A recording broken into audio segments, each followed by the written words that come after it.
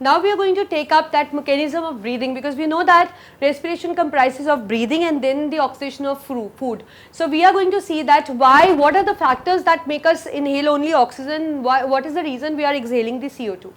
So see, what happened in chest, there is a thoracic cavity present. In chest there is a thoracic cavity, as I already told you. From front side it is formed of ribs, back side we have backbone, this is a diaphragm which is originally is dome shaped, and lower side we have abdominal muscles which are involved in the functioning in the mechanism of breathing. So what actually happens, first inhalation occurs. First the inhalation occurs. What is inhalation? It is intake of oxygen. It is intake of oxygen. So what actually happens in it? So we are just going to see that what happens to the organs of the thoracic cavity which make us perform a task that we are inhaling oxygen. So when we are inhaling, so I am just writing the factors we are going to try out with me. We have ribs, we have backbone, we have diaphragm, and along with that we have backbone. Backbone we have already written.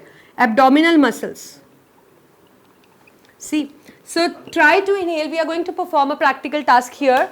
So this is an inhalation, that is intake of oxygen. Try to breathe in. How you breathe in? Like this. So what you are feeling? That where your ribs are being pulled.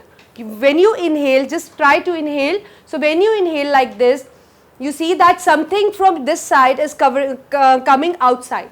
So that is the ribs. So ribs are actually pulled outward and forward during inhalation. Secondly, for backbone, so when you are inhaling air, inhale again. Do you think there is something change in the backbone? No. So it remains the same. Backbone remains the same. Next comes the diaphragm.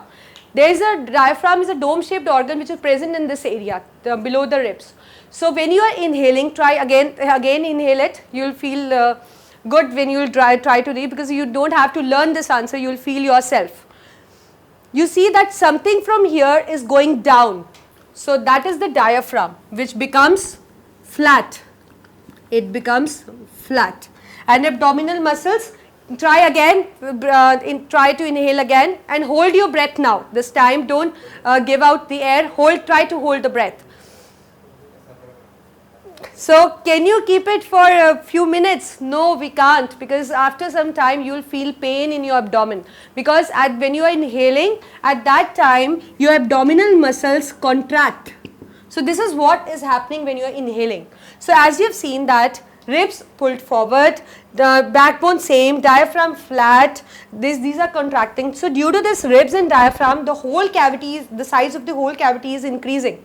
So we say that due to this, cavity size increase and pressure of O2 decrease. But outside, this we are talking for the inside of the body.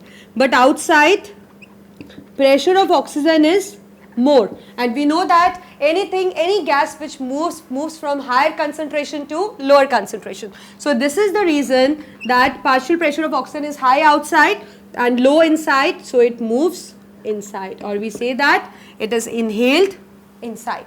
Now we are going to try out the exhalation in the same way.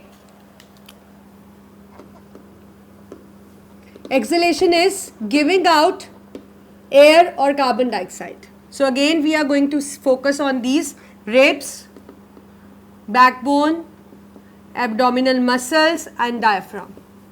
Now try to breathe out air. This time we are going to breathe out.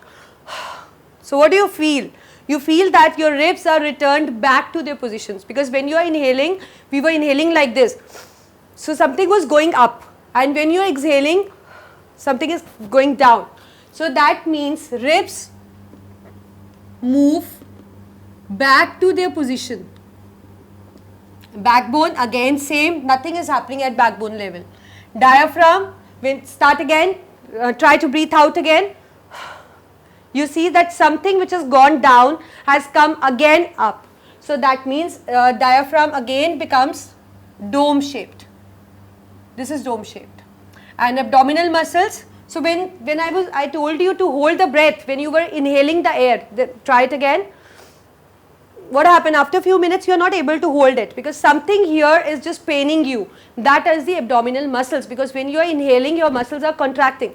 But once you breathe out, then your muscles relax. So that means abdominal muscles relax. So due to these things, this thing cavity area is decreasing. That means pressure of CO2 is increasing. This I am talking for the inside, but outside pressure of CO2 is less. So obviously the gas is going to move from the higher to the lower concentration. So that is why carbon dioxide is exhaled out.